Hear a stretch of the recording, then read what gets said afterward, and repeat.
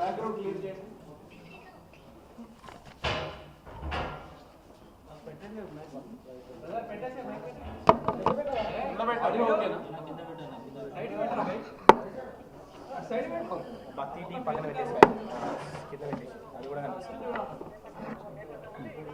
ఇది లైవా? అన్ని live correct time live.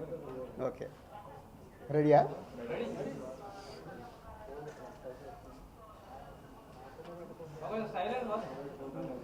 అందరికీ నమస్కారం.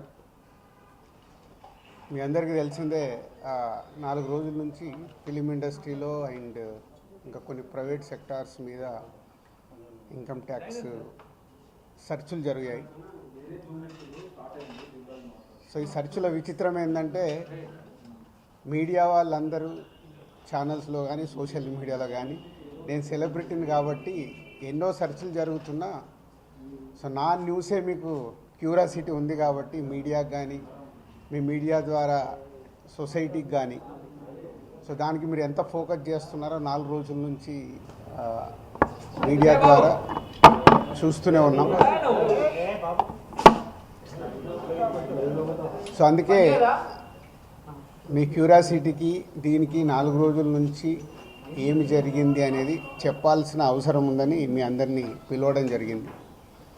లేకుంటే తెలిసింది తెలియని ఏదేదో న్యూస్లు వేసుకుంటూ 4 రోజుల నుంచి హైలైట్ చేస్తూ ఉన్నారు.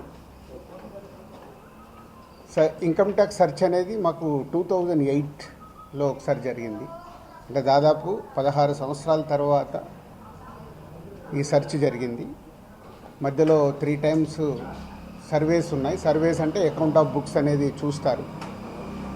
సో ఈ సెర్చ్ అనేది ప్రాసెస్, వ్యాపారాలు చేస్తున్నప్పుడు ఇన్కమ్ ట్యాక్స్ చేయాల్సిన ప్రాసెస్. అలాగే మా మీద కానీ అదర్ వేరే ప్రొడక్షన్ హౌజెస్ మీద కానీ ఫైనాన్సర్స్ మీద కానీ నిన్న ఈ సెర్చెస్ అన్నీ ఉన్నాయి. పోతే మా దగ్గరకు వస్తే మా కుటుంబం మీద ఏదైతే ఆఫీసు ప్లేస్ ఉందో ఆఫీస్ దగ్గర ఈ సెర్చులు జరిగాయి. సో మొదటి 3 రోజులు ఎవరిది వాళ్ళకి ఇండివిజువల్గా సెర్చ్ చేసి స్టేట్మెంట్స్ తీసుకుంటారు.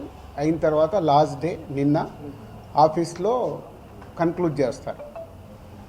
సో మా హౌజెస్లో జరిగిందా కానీ ఆఫీస్లో జరిగిన దాంట్లో కానీ చాలా రిపీటెడ్గా వేసిన కొన్ని ఛానల్స్లో కానీ సోషల్ మీడియాలో కానీ ఇంత డబ్బు దొరికింది, ఇంత డాక్యుమెంట్స్ దొరికాయి, అది దొరికింది అనేది కొన్ని హైలైట్ చేశారు. ఎక్కడ కూడా మా దగ్గర డబ్బు కానీ డాక్యుమెంట్స్ కానీ ఐడెంటిఫై కానీ మా దగ్గర నుంచి వాళ్ళు తీసుకున్నది కానీ లేదు. నా దగ్గర ఒక 5 lakhs, మా శిరీష్ గారి దగ్గర ఒక 4.5 lakhs, అలాగే మా డాటర్ ఇంట్లో 6 lakhs, ఆఫీస్లో 2.5 lakhs, మొత్తం బిలో 20 lakhs మా అందరి దగ్గర కలిపి బిలో 20 lakhs ఉంది. అలా ప్రతి ఒక్కటిట్లో వాళ్ళు ఇన్కమ్ ట్యాక్స్ ఏమేమి చూశారనేది ఇలా వాళ్ళది అయిన తర్వాత పంచనామా చేసిస్తారు. సో క్యాష్ రూపంలో అది. అలాగే 5 సంవత్సరాల నుంచి మేము ఎక్కడ ప్రాపర్టీస్ కానీ వేరే దాంట్లో ఇన్వెస్ట్మెంట్ చేయడం కానీ ఎక్కడ ఏమీ జరగలేదు. అది కూడా డిపార్ట్మెంట్కు టోటల్గా అందరి దగ్గరికి వెళ్ళి క్లియరెన్స్ చేసుకున్నారు. ఇది క్లీన్, ఎక్కడ డాక్యుమెంట్స్ కానీ అలాంటివి ఎక్కడేం లేవు. అలాగే బిజినెస్ దాంట్లో ప్రొడక్షను, డిస్ట్రిబ్యూషను, థియేటర్ సైడ్ ఉన్నాం కాబట్టి వాళ్ళకి అన్నీ డీటెయిల్గా కావాలి. డీటెయిల్ అంటే ప్రొడక్షన్ ఎలా జరుగుద్ది, ప్రొడక్షన్లో 24 క్రాఫ్ట్స్ ఉంటాయి. ఆ 24 క్రాఫ్ట్స్లో లావాదేవీలు ఎలా ఉంటాయి ఒక్కొక్క సినిమాకి. సో ఆ డీటెయిల్స్ అన్నీ వాళ్ళు తీసుకోవడం జరిగింది. అలాగే డిస్ట్రిబ్యూషన్ సైడ్ ఎలా ఉంటుంది, ఎగ్జిబిషన్ సైడు ఎలా ఉంటుంది అనేది వాళ్ళన్ని డీటెయిల్స్ అడుగుతూ అందరి దగ్గర తీసుకొని ఫైనల్గా నా దగ్గర నిన్న ఇవన్నిటిని ఎవరెవరు ఏమేమి స్టేట్మెంట్లు ఇచ్చారు, ఏముంది అనేది ఫైనల్ నాతో నిన్న కన్క్లూడ్ చేశారు. డిపార్ట్మెంటే ఆశ్చర్యపోయింది. అంటే ఇంత దిల్ రాజు గారిని మేము ఏదో ఎక్స్పెక్ట్ చేసాం, అలా ఉంటుంది ఇలా ఉంటుందని సెర్చ్ జరిగేటప్పుడు they are is very happy. వాళ్ళకు మాకు జరిగిన కోఆపరేషన్లో కానీ దాంట్లో కానీ they are very happy department. ఫర్దర్గా ఆడిటర్స్ డిపార్ట్మెంట్ ఉన్నదాని మీద వాళ్ళు క్లారిటీ చేసుకుంటారు. అన్ని బుక్స్ ఆఫ్ అకౌంట్స్ కరెక్ట్గా ఉన్నాయా, ఇవేమున్నాయి లాస్ట్ 5 years అని అవన్నీ వాళ్ళు చేసుకొని కన్క్లూడ్ చేస్తారు. ఇదైపోతే మా మదర్ది అమ్మకి 19th రోజు కాఫ్ కోల్డ్ ఎక్కువైంది. 19th అయిన తర్వాత ఇంట్లో వెళ్ళేసి ట్రీట్మెంట్ తీసుకొని వచ్చి ఇంట్లో ఉన్నారు. సడన్గా కాఫ్ ఎక్కువ అవుతే ఇమీడియట్లీ హాస్పిటల్కి పంపించాం. దానికి ఎవరో కొందరు హార్ట్ అటాక్ అని ఇంకేదో అయిందని రకరకాల న్యూస్లు క్యారీ చేస్తారు. She very fine. జస్ట్ 2 రోజులు షీఈ్ 81 ఏజ్. 2 రోజులు హాస్పిటల్లో ఉండి ఇప్పుడు డిశ్చార్జ్ అయ్యి వస్తున్నారు. She very normal. Lungs infection కొంచెం పెరగడం వల్లే కాఫ్ వచ్చింది. దానికి ట్రీట్మెంట్ తీసుకొని వస్తున్నారు. సో దయచేసి నా మీడియా వారిని 4 రోజులు జరిగింది కానీ ఇది కానీ మీకు తెలిసిందో తెలియందో హైలైట్ చేసుకుంటే వేయకండి. నేను ఎప్పుడు రిక్వెస్ట్ చేస్తుంటాను. అంటే ఇప్పుడు నా మీద మీకు ఎంత క్యూరియాసిటీ ఉంటుందో ఒక సెలబ్రిటీగా, అలాగే చాలామందికి అది ఉంటుంది. తప్పుడు న్యూస్ వెళ్ళినప్పుడు అక్కడ వాళ్ళకి ఇటు మాకు తెలిసిన కుటుంబాలు కానీ ఇష్టపడే వాళ్ళు కానీ తప్పు న్యూస్లు వెళ్తాయి. దయచేసి మళ్ళీ నేను ఎప్పుడు చెప్పేదే మళ్ళీ చెప్తున్నాను, తప్పుడు న్యూస్ని బయటికి తీసుకెళ్ళకండి. Okay, thank you. ఎందుకు చేస్తారయ్యా? ఒక్క నిమిషం. 4వ రోజు నాది కాదు కదా, మైత్రిలో జరిగింది, అభిషేక్ మీద జరిగింది, ఇలా అందరి మీద. ఇది ఇండస్ట్రీకి సంబంధించి ఎందుకు టార్గెట్ చేస్తారు? ఇన్కమ్ ట్యాక్స్ అనేది ప్రాసెస్, ఇదేమి ఇల్లీగల్ కాదు. ఇన్కమ్ ట్యాక్స్ అనేది ప్రతి ఒక్కరికి, మీరు కూడా టీడీఎస్లు కడతారుగా, ఎందుకు కడతారు? అస్సలు తప్పు. ఇవే అంటున్నా, రాంగ్ న్యూస్లు మీ ఇష్టంకి వచ్చినాయి అనేసుకొని వేయడం ఎందుకు? అభిషేక్ అగర్వాల్ కూడా ఉన్నాడుగా, మైత్రి కూడా ఉందిగా, వాళ్ళకు ఉన్నదాని మీద 18 years అయింది. మా మీద సెర్చ్ జరిగి 18 years, ఏమో 2 years కాలే 3 years కాలే. అంటే ఆఫ్టర్ 18 years చేసే వాళ్ళు ప్రొసీజర్, ఇన్కమ్ ట్యాక్స్ ప్రొసీజర్లోనే జరిగింది, ఎక్కడ ఏమీ లేదు.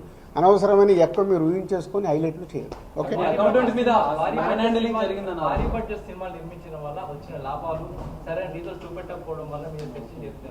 నా దగ్గర కాదండి, మొత్తం జరిగితే మళ్ళీ మీ దగ్గర అంటారండి. సో అన్నీ జరుగుతాయి, ఇట్స్ ఎ ప్రాసెస్. ఇందాక చెప్పాను కదా, 24 craftsకు ఎలా స్పెండింగ్ చేస్తున్నారు. ఇప్పుడు మా గేమ్ చేంజర్ ఇంత బడ్జెట్ అయింది, ఎలా స్పెండ్ చేస్తున్నారు. They want all accounts. మేము క్లీన్గా ఉండొచ్చు, తీసుకున్నోడు ఉండకపోవచ్చుగా.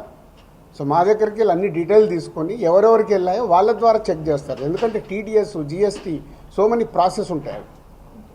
అంతేగాని ఎక్కువ ఊహించేసుకుంటున్నారు, ఏం లేదని. అంటే హైలైట్స్ దాంట్లో ఉండకుండా కొంచెం బయటికి రండి అని నా రిక్వెస్ట్. టాప్ డైరెక్టర్స్ కి బ్లాక్ ఇవ్వడం వల్లే ఇష్యూస్ వస్తున్నాయి అనేది కూడా వినిపిస్తుంది. మీలో కొంతమంది, మీ ప్రొడ్యూసర్స్ కొంతమంది చెప్తున్నారు, దీనికి ఏమంటారు? మీ ఛానల్స్ కూడా చాలా చెప్తారు, బ్లాక్ ఎక్కడ ఉంది, ఎక్కడికి వెళ్ళి వస్తుంది, నువ్వు సినిమా ఎక్కడ చూస్తున్నావు, ఆన్లైన్లో టికెట్ బుక్ చేసుకుంటున్నావు, 90% బుక్ మై షోలో బుక్ చేసుకుంటున్నావు, పేటీఎంలో బుక్ చేసుకుంటున్నారు. ఎక్కడుంది క్యాష్? 90% అకౌంట్లోనే కదా అందరు మీరు బుక్ చేసుకుంటున్నారు, సినిమాలు చూస్తున్నారు. అది మళ్ళీ మీ ఊహ. ఎవరికి రావాల్సిన స్టోరీలు ఎప్పుడు రాసుకుంటూనే ఉంటారు, ఎందుకంటే మీకు కూడా హైలైట్స్ కావాలి కదా, లేకుంటే కష్టంగా. నేను మీకు అదేనండి చెప్తున్నా, 2008లో అయింది సెర్చ్ నా మీద. ఎన్ని సంవత్సరాల తర్వాత వచ్చారు? 1, 2 ఓన్లీ నా మీదే అవుతే మీరు మాట్లాడేది రైట్. ఇండస్ట్రీలో చాలామంది మీద అయింది కదా. సో దానికి లింక్ లేదు కదా. అదే అనవసరమైనది ఊహించుకొని లింకులు చేయకండి అనే నా రిక్వెస్ట్. అసలు నేను ఆఫీస్కి వెళ్ళాను, మరి నాకు ఎవరైనా చెప్పలా.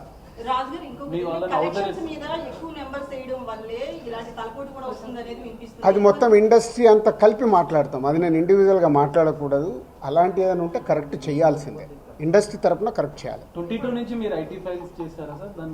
ఎవ్రీ ఇయర్ ఉంటుంది. 22 నుంచి అంటే ఎవ్రీ ఇయర్ ఉంటుంది.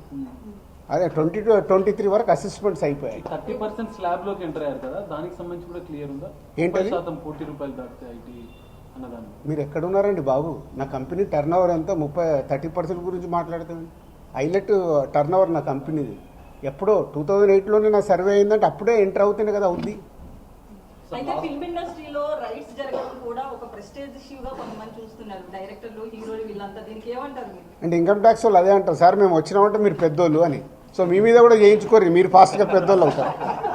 సార్ మీకు సిబ్బందిని కూడా హౌస్ అరెస్ట్ చేశారన్న వార్త. అది న్యాచురల్. అంటే హౌస్ అరెస్ట్ అంటే ఇప్పుడు నేను ఉన్నాను 3 రోజులు, మీ వీడియోలు తీస్తున్నాను, నేను ఎక్కడికైనా వాకింగ్ చేస్తాను, బయటికి వెళ్ళనివ్వరు. కమ్యూనికేషన్ కాకుండా వాళ్ళకి కావాల్సిన ఇన్ఫర్మేషన్ తీసుకోవడానికి అందరినీ డిఫరెంట్లో ప్లేస్లో పెట్టి ఫైనల్గా కన్క్లూడ్ చేస్తారు. ప్రొడక్షన్ టైంలో జరిగిన లావాదేవీలు, తర్వాత మీ సినిమా రిలీజ్ అయినాక వచ్చిన లావాదేవీలు, వీటన్నిటి మీద అడగడం జరిగిందా లేదా ప్రొడక్షన్? అది ఆటోమేటిక్ అండి, అది ప్రాసెస్. వాళ్ళకి అదే అవగాహన చేసుకోవడానికి. సినిమా క్యాష్ ఉన్న బ్యాంక్కి వెళ్ళి డ్రా చేసే పెడతారు. సో వాళ్ళకి డౌట్స్ ఉంటాయి. డౌట్స్ ఉన్నప్పుడు క్లారిఫై చేయాల్సిన రెస్పాన్సిబిలిటీ మాదే కదా. సో అలా ఒక్కొక్కటి ప్రొడక్షన్ ఏంటి, డిస్ట్రిబ్యూషన్ ఏంటి, ఎగ్జిబిషన్ ఏంటి, ఎలా ప్రాసెస్లో ఉంటాయి అన్నీ ఎక్స్ప్లెయిన్ చేస్తూ వచ్చాను. మీ దగ్గర 5 lakhs రూపీస్ అని అన్నారు, శిరీష్ గారి దగ్గర 4.5, at the same time Hanshita గారింట్లో ఎంత స్వాధీనం చేస్తారు? 6.5 lakhs.